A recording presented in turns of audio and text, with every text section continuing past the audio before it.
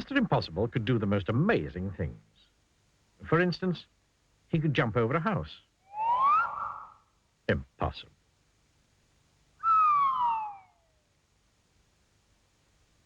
And Mr. Impossible could make himself invisible. All he had to do was to stand there and think about becoming invisible, and he became invisible. Impossible. And Mr. Impossible could fly. All he had to do was stand there and flap his arms about, and off he flew. Impossible.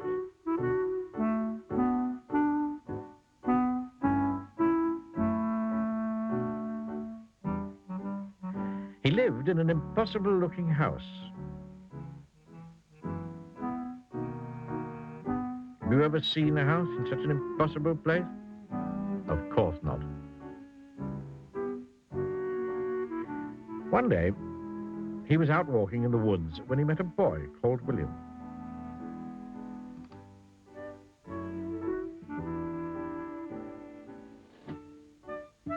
William was on his way to school.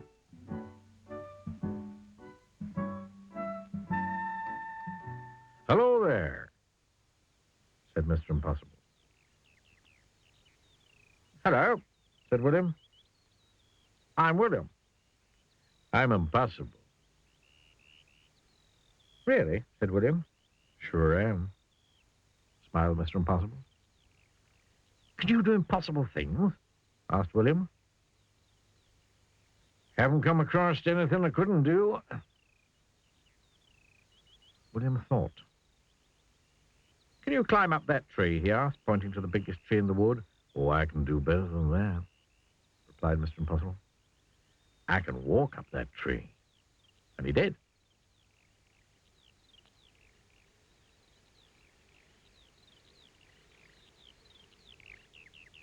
William thought again. Can you stand on one hand?" he asked. "Oh, I can do better than that," replied Mr. Impossible. "I can stand on no hands." And he did.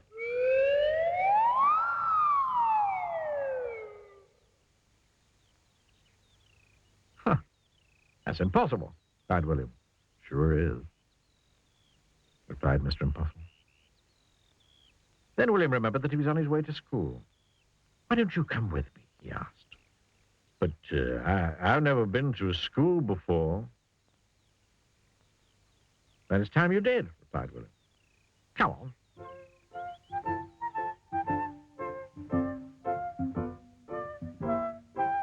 William and Mr. Impossible sat at the back of William's classroom with all the other children. The teacher came in, but didn't notice that there was somebody extra in his class that morning. "Morning, children," he said. "I have a very difficult sum for you to do today. It will take you most of the morning to work out the answer." And he wrote the sum on the blackboard. It really was the most difficult sum William had ever seen in his whole life, full of adding up and taking away and multiplications and divisions and other things William didn't enjoy. The teacher was right. It would indeed take up most of the morning to work out the answer, if not most of the afternoon as well. Mr. Impossible whispered in William's ear. William put up his hand. "Yes, William," said the teacher. "Is there something about the sum that you don't understand?" "Please, sir," said William. "Is the answer 23? Teacher was very, absolutely, totally, completely amazed. "How did you work out the sum so quickly?" he gasped. "It's impossible." "Ain't nothing impossible, mister," said Mr. Impossible from the back of the class, and stood up. "Well, I never did," exclaimed the teacher. After that, Mr. Impossible spent all day at the school. He showed the teacher how he could read a book upside down. "But that's impossible," said the children who were watching. "Yes, sir," said Mr. Impossible. Then William asked Mr. Impossible if he'd like to play in the school football match. "We sure would," replied Mr. Impossible, "but I ain't never played football before." And you know what he did? He kicked the football so high into the air Then when it came down, it had snow on it. Impossible. Then it was time to go home. Mr. Impossible said goodbye to all the people at school, and then he said goodbye to William. Goodbye, Mr. Impossible, said William. So long, William, said Mr. Impossible. He just disappeared. William rubbed his eyes and went home. William's mother and father were waiting for him. Hello, William, they said. Did you have a good day at school? Yes, he replied.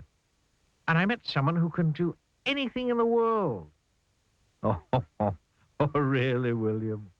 They both laughed. You're impossible. William smiled and went inside. And 100 miles away, a small figure was listening to what William's mother and father were saying. And then he went to sleep, standing on his head.